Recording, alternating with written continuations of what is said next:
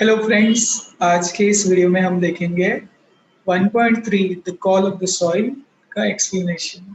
So let's start it. The call of the soil, a scent of rice.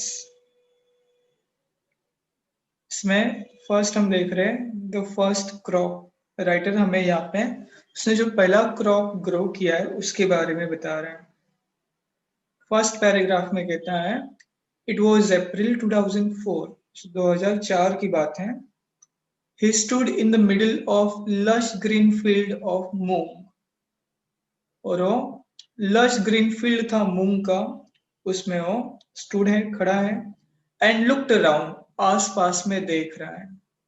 It was just before sunrise and the sky was turning a bright orange। और time क्या हुआ है? Before sunrise, sunrise होने से पहले का time वो बता रहा है। जब सनराइज होने से पहले, जिसको डॉन कहा जाता है, एक ब्राइट ऑरेंज लाइट उसे दिखाई दे रहा है। The ground was damp, early morning की वो बात कर रहा है। The ground was damp and the leaves were shining with dew. My bare feet were muddy as I walked around gingerly inspecting the plants. So यहाँ पे stood in the middle of lush. Lush का क्या meaning है? Growing लग्जरियंटली, richly, किसी चीज को grow करना बहुत ही अच्छे से, रिचली, बहुत ज्यादा उसका ग्रोथ होगा, इंक्रीज होगा वो।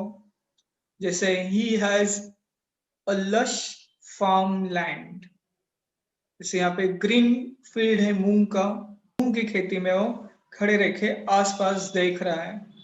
और समय जो है अर्ली मॉर्निंग का है, सनराइज होने से पहले का है। और स्काई जो है, आसमान जो है वो ब्राइट ऑरेंज से टर्न हुआ है, भर गया है। और ग्राउंड जो डैम्प था, डैम्प मतलब स्लाइटली वेट, गीली है, मॉइस्ट है, ओल्सर उसको कहा जाता है मराठी में। जैसे clean the table with damp cloth. So damp cloth मतलब जो कपड़ा थोड़ा गीला होगा, उसको कहा जाएगा डैम्प। सो यहाँ पे ग्राउंड जो डैम्प था। और लीव्स जो है शाइनिंग कर रहे थे ड्यू से। ड्यू यानी कि जो ओस होता है पत्तों पे, फूलों पे, सो उससे शाइन कर रहे थे वो। माई बेयर फीट वर मड़ी, और राइटर जो है उसके फीट कैसे हैं? मड़ी है। मड़ी यानी कि कीचड़ से भरे हुए हैं। बेयर फीट हो कह रहा है। बेयर फीट यानी कि नंगे पाँव, without any footwear, slippers. Farmers generally वो कोई फुटवेयर नहीं पहनते हैं खेती करते समय। और कीचड़ में पूरा ये डैम्प है, कीचड़ जैसे हो गया है। As I walked around gingerly, और वो उसी मड़ी में वॉक कर रहा है, चल रहा है जिंजरली। जिंजरली मतलब वेरी कॉशियस और केयरफुल, बहुत ही ध्यान पूर्वक, संभल के। जैसे Ramesh walked gingerly across the rocks. और जिंजरली वॉक करके राइटर क्या कर रहा है? इंस्पेक्टिंग द प्लांट्स, प्लांट्स को देख रहा है। अब वो क्या देख रहा होगा कि प्लांट सही से ग्रो हो रहे या नहीं, उनमें कोई इंसेक्ट्स वगैरह तो नहीं है, कोई डैमेज तो नहीं है, सही से उनका ग्रोथ हो रहा है या नहीं, इसको वो इंस्पेक्ट कर रहा है, बारीकी से देख रहा है। नेक्स्ट पैराग्राफ देखते हैं। Around me were rows of chiku trees and below a dense foliage of moong. At that point, I could not have asked for anything more. The moong plants, not more than 2 feet tall, had green pods hanging out. The pods were not yet ripe, and there was a light fuzz growing on them. There was still some time before the harvest. I felt exhilarated. So around में, इसके writer के around में चीकू trees थे, एक line में वो लगाए हुए थे चीकू के ट्रीज। और नीचे जो है डेंस फॉलिएज था। डेंस यानी कि घना, थिक। फॉलिएज मतलब लीव्स ऑफ ट्री और प्लांट, किसी प्लांट के या ट्री के जो पत्ते हैं उनको कहा जाएगा फॉलिएज। सो मूंग जो है उसने जो प्लांट किया था उसके फॉलिएज को देख रहा है। एग्जाम्पल देखो यहाँ पे दिया है, a person enjoys a tree with pretty foliage. Her person tree को एंजॉय करता है अगर उस पे बहुत सारे foliage है, leaves है। And at that point I could not have asked for anything more. So poet जो है उस साइट को देख के इतना खुश है और अपनी लाइफ में और कुछ भी नहीं चाहता है। The moon plants not more than 2 feet tall. और मूंग प्लांट्स जो है वो 2 फीट से भी ज्यादा टॉल नहीं थे। Had green pods hanging out. और उसके ऊपर क्या था? Green pots. पॉट्स क्या होता है? अब मूंग जो है वो दाल तो नहीं उगती है प्लांट्स पे। वो तो जैसे मटर के दाने जो होते हैं वो हम मार्केट से लाते हैं तो वो शेल में आते हैं। मीन्स उसके ऊपर एक छिलका होता है, कवर होता है, उसको निकालना पड़ता है, तो उसको कहा जाता है पॉट्स। जैसे ग्रीन पीस यानी ग्रीन मटर, pods are popping in the sun. इससे आपको आइडिया आ जाएगा। तो ये ग्रीन पीस आपको दिखाई दे रहे हैं और जिसमें ग्रो हो रहे हैं, वो जो कवर जो है जो इसको क्लोज करेगा दोनों साइड से, उसको कहा जाएगा पॉट्स। तो मूंग जो है वो भी इसी तरीके से ग्रो होता है। The pots were not yet ripe. और पॉट्स जो है अभी पूरी तरीके से तैयार नहीं थे। And there was a slight fuzz growing on them. और इसके ऊपर एक थोड़ा सा फज जो है वो ग्रो हो रहा था। There was still time before the harvest. Means अभी वो कम्प्लीटली तैयार नहीं है, हार्वेस्ट के लिए अभी टाइम है, लेकिन उस साइड को देख के एक्सिलरेटेड फील कर रहा है। एक्सिलरेटेड मतलब extremely happy. I stood watching the sun rise above the towering trees across the fence and slowly made my way back to the house. A white structure in the middle of this greenery. I could not believe that I was the owner of this land and that I was looking at my first crop as a farmer after I had paid the advance money for the land. I thought I would have some time to get familiar with farming, but Moru Dada, the broker who got us the land, had other ideas. He was keen that we plant moong at once. I was not prepared for this. I was still reading books and trying to figure out what we could sow and how we should go about it. Morudada was quite firm. He said the season was right for sowing moong and the best seeds were available in Surat in the adjacent state of Gujarat. So writer कह रहा है कि I stood watching the सन। सन अभी rise हो रहा है, वो देख रहा है कि किस तरीके से सन राइज हो रहा है above the towering trees across the fence.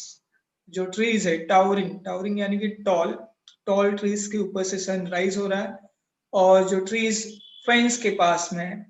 And slowly made my way back to the house. और इससे अपने घर की तरफ निकल पड़ा है। और वाइट स्ट्रक्चर, और घर के बारे में बता रहा है कि उसका घर कैसे वाइट स्ट्रक्चर का है। In the middle of this greenery, सब जगह पे ग्रीनरी है, हरियाली है और बीच में वाइट स्ट्रक्चर का इसका घर है। और राइटर बिलीव नहीं कर पा रहा है कि वो इस जमीन का मालिक है और अपने आप को बिलीव नहीं कर पा रहा है कि वो अब एक फार्मर है। After I had paid the advance money for the land. और उस जमीन के लिए उसने एडवांस में पैसे दिए थे, ये सोच के कि कुछ समय के बाद जब वो फैमिलियर हो जाएगा फार्मिंग के साथ तब वो खेती करेगा। फैमिलियर मतलब परिचित होना, फ्रेंडली हो जाना, जान लेना। जान वैसा किसी का मर्डर नहीं करना, जान पहचान लेना। लेकिन मोरू दादा, the broker who got us the land, Moru दादा ये वो पर्सन है जिन्होंने इनको ये जमीन दिलाई थी। ब्रोकर, एजेंट, दलाल। उस मोरू दादा का लेकिन कुछ अदर आइडियाज था, अदर प्लान था। राइटर जो है वो सोच रहा था कि वो पहले वो फैमिलियर हो जाएगा फार्मिंग के साथ, तुरंत वो फार्मिंग नहीं करना चाहता था, लेकिन मोरू दादा ने उसे कुछ आइडिया दिया। He was keen that we plant moong at once। और मोरू दादा ने कहा, लोग कीन था मीन्स यहाँ पे कॉन्फिडेंस था कि उन्हें मूंग प्लांट का खेती करना चाहिए। I was not prepared for this. Writer को कुछ आइडिया नहीं था उसका, तो प्रिपेयर नहीं था उस चीज के लिए। I was still reading books and trying to figure out what we could sow and how we should go about it। ये लाइन से भी पता चलता है कि राइटर जो है वो प्रिपेयर नहीं था, क्योंकि वो अभी भी बुक्स रीड कर रहा है फार्मिंग के लिए और पता कर रहा है कि कौन से सीड्स यहाँ पे ग्रो किए जा सकते हैं, कैसे ग्रो किए जा सकते हैं, इसके बारे में वो बुक्स में रीड कर रहा था, फिगर आउट कर रहा था। फिगर आउट करना मतलब फाइंड आउट करना। मोरू दादा वॉज क्वाइट फर्म, लेकिन मोरू दादा जो है वो बहुत ही अपने डिसीजन में, अपने प्लान में, आइडिया में फर्म थे। फर्म मतलब यानी कि जो वो निश्चय किया है उसमें दृढ़ रहना, जो सोचा है उसको करना, जो ठाना है वो कर लेना, फर्म। सो मोरू दादा अपने आइडिया में फर्म थे, दृढ़ निश्चय कर लिया था उन्होंने। He said the season was right for sowing मूंग। और मोरू दादा ने उनको बताया कि ये सीजन जो है मूंग सोविंग करने के लिए अच्छा सीजन है। And best seeds were available in Surat. और मूंग के बेस्ट सीड्स कहाँ पे अवेलेबल है? सूरत में। सूरत कहाँ पे है? In the adjacent state of Gujarat. Gujarat में है। Adjacent means close to. इसके बारे में मैं आपको बता दूंगा कि किस तरीके से ये प्लेस पेट विलेज, दाहनु तालुका, पालगढ़ डिस्ट्रिक्ट, गुजरात से कितने क्लोज में आप। सो ये पेट विलेज है, इंडिया, महाराष्ट्र स्टेट में है।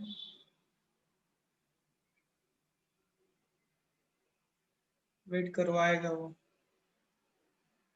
इसके आसपास के प्लेसेस के बारे में भी देख लो। पेट विलेज यहाँ पे लिखा भी है महाराष्ट्र का। उसके आसपास के नाम भी आप देख सकते हो, मसाड़, उर्से, नानीवली। बस अभी पीछे जाना है। तो ये कैसे पास में है स्टेट गुजरात के, उसको समझते हैं।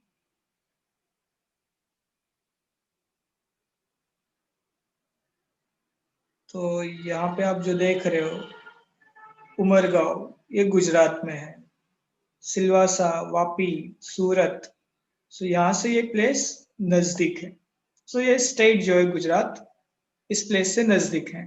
महाराष्ट्र, गुजरात, इंडिया। होप आपको समझ में आया होगा। I made a quick trip to Surat and bought around 10 kilograms of moong. Moru Dada rented his tractor to plug the land and quickly planted moong all over the place. और writer फिर quickly सूरत चला गया। वहां से उन्होंने 10 kilo मूंग seeds वो लेके आए। और मोरू दादा जो ब्रोकर हैं, उनसे उन्होंने ट्रैक्टर जो है वो रेंट पे लिया। उन्होंने ट्रैक्टर लाया, प्लग द लैंड, लैंड को प्लग करने के लिए, और क्विकली उसमें फिर उन्होंने मूंग प्लांट किए all over the place. Next paragraph है, a few days later we were overjoyed to see tiny green leaves. I had never seen moong growing before and was thrilled at the sight. It was the same thrill I had felt as a child, as a young boy, when I saw the first of the hibiscus I had planted bloom at the railway quarters in Vileparle in Mumbai. I was grateful to have taken Moru's advice. सो उन्होंने मूंग दाल plant किया और कुछ दिन के बाद उन्होंने tiny green leaves देखे, छोटे छोटे पत्ते देखे, और उसको देख के वो ओवरजॉयड हुए, बहुत खुश हुए, और उनको देख के राइटर जो है वो थ्रिल्ड हुआ, उस दृश्य को, साइट को देख के वो थ्रिल्ड है। थ्रिल्ड यानी कि एक्साइटमेंट, प्लेजर, सडनली जो मिलता है, अचानक जो खुशी मिलती है। जैसे it is a thrill to watch the stars in the night, और खास करके शूटिंग स्टार्स। और ये सेम थ्रिल उसको था, सेम एक्साइटमेंट था जब वो यंग था, तब उसने फर्स्ट टाइम हिबिस्कस प्लांट खुद से लगाया था, और फर्स्ट टाइम उस पे हिबिस्कस फ्लावर ब्लूम हुआ था। ब्लूम यानी कि ग्रो होना। जब वो रेलवे क्वार्टर्स में रहते थे विले पार्ले मुंबई में। सो हिबिस्कस प्लांट आप सभी जानते हैं, इस तरीके से वो फ्लावर दिखता है, रेड कलर का होता है, व्हाइट कलर का भी होता है। और राइटर कह रहा है कि I was grateful to have taken Moru's advice. Grateful यानी कि thankful. Next paragraph, the next thing Moru Dada wanted to do was spray some pesticide on the plants. अब ग्रो हो रहे प्लांट्स, तो उनको प्रोटेक्ट करने के लिए फार्मर्स क्या करते हैं, पेस्टिसाइड्स स्प्रे करते हैं उन पे। तो मोरू दादा वही चाहते थे कि अब इन प्लांट्स पे पेस्टिसाइड, केमिकल स्प्रे किया जाए इंसेक्ट से बचाने के लिए। और he claim that it would give a higher yield. और मोरू दादा ने कहा कि अगर हम पेस्टिसाइड करेंगे तो हमें अच्छा यील्ड मिलेगा। यील्ड क्या होता है, हायर प्रोडक्शन हम उसको बोल सकते हैं। जैसे द लैंड यील्ड्स ग्रेप्स इन नासिक, नासिक में जो जमीन है वो ज्यादातर ग्रेप्स प्रोड्यूस करती है। सो मोरू दादा ने ये क्लेम किया कि पेस्टिसाइड यूज करेंगे तो हमें ज्यादा प्रोडक्शन मिलेगा। This was something we did not want to do. लेकिन राइटर ये नहीं चाहता था। We were clear that we would not use any chemicals and tried to explain it to him. Writer ने उसे एक्सप्लेन किया, बताया कि देखो हमें कोई केमिकल्स यूज नहीं करना है। और ये सुन के मोरू दादा जो है ऐसे रिएक्ट हुए as if we are suggested harakiri. Moru dada ऐसे रिएक्ट करे जैसे कि हमने हाराकिरी सजेस्ट किया है। हाराकिरी बहुत अच्छा वर्ड है, ये इंग्लिश वर्ड नहीं है, वैसे जापानीज वर्ड है। और जापानीज लैंग्वेज से कहा जाता है कि हम इंडियंस को सीखने के लिए इजी है।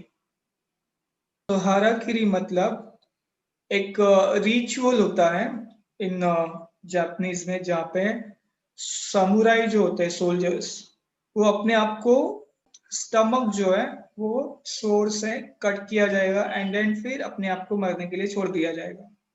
सो इस एक तरीके का वो सुसाइडल है। एग्जाम्पल देखते हैं, The soldier commits harakiri after losing in war. So पहले के टाइम पे सोल्जर्स जो है वो हाराकिरी कर लेते थे जब वो वॉर में हार जाते थे। सो इस तरीके का मोरू दादा को फील हुआ कि अरे ये खेती कर रहे हैं या फिर खुद का सुसाइड करने वाले हैं। और सुसाइड जो है, हाराकिरी जो है वो हम महाराष्ट्र में जो फार्मर्स हैं या फिर ऑल ओवर इंडिया में जो फार्मर्स हैं उनकी कंडीशन से भी समझ सकते हैं कि जब उनको प्रॉपर यील्ड नहीं मिलता है तो उनके पास और कोई ऑप्शन नहीं रहता है एंड वो सुसाइड करते हैं। ये आंध्रा में, महाराष्ट्र में बहुत ज्यादा केसेस दिखाई देते हैं। लेकिन फिर राइटर ने बहुत उन्हें कन्विंस किया, लॉट ऑफ उनको कन्विंस करना पड़ा, समझाना पड़ा मोरू दादा को और उनके फ्रेंड्स को कि हम केमिकल्स यूज नहीं करना चाहते फार्म में। And they refuse to understand. वो समझ ही नहीं पा रहे थे कि फिर क्रॉप्स कैसे ग्रो होंगे अगर स्प्रे नहीं किया तो ये उनके माइंड में था। Contrary to what everyone had told us, nature did her job and she needed no bribes to get the work done. Soon it was harvest time. We managed a respectable 300 kilograms. an awful lot of moon, with it a lot of confidence. Now I was certain the land was fertile and that it was possible to grow crops without chemicals. It was a major morale booster. Contrary means opposite to this situation. सो मोरू दादा चाहते थे कि pesticide spread किया जाए, लेकिन उसके opposite क्या हुआ? जो भी उन्हें कहा गया उसके अपोजिट क्या हुआ? नेचर ने अपना काम किया. सो उसे कोई ब्राइब की जरूरत नहीं है, उसे कुछ देना नहीं पड़ता इन रिटर्न में, कोई रिश्वत नहीं चाहिए. So it was harvest time, और हार्वेस्ट टाइम हो गया था. एंड उन्होंने कितने किलोग्राम मैनेज किया मूंग? 300 किलोग्राम्स. कितना किलोग्राम लाया था सूरत से सीड्स? सो 10 किलोग्राम का सीड, उसका प्रोडक्शन कितना हुआ? 300 किलोग्राम्स. सो एक मूंग प्रोडक्शन को देख के हो, and awful, a lot of moong. Awful means surpriseful, surprising, sorry, surprising था उनके लिए. एंड जब हम कुछ काम करते हैं और उसका जब हम रिजल्ट देखते हैं, अच्छा रिजल्ट, सो उस रिजल्ट से हम अपने आप कॉन्फिडेंट फील करते हैं. Now I was certain the land was fertile. अब राइटर जो है सर्टन था, कॉन्फिडेंट था, श्योर था कि लैंड जो है फर्टाइल है. फर्टाइल यानी कि सुटेबल फॉर एग्रीकल्चर, उपजाऊ है, खेती के लिए वो सही है. And that it was possible to grow crops without chemicals. और ये भी उसे समझ में आया कि केमिकल्स के बिना भी क्रॉप्स ग्रो किए जाते हैं. और यही उनके लिए एक मोरल बूस्टर था. मोरल बूस्टर जो हमारे मोरल को रेज करेगा, स्ट्रेंथन करेगा. Example, winning first match was a morale booster for players.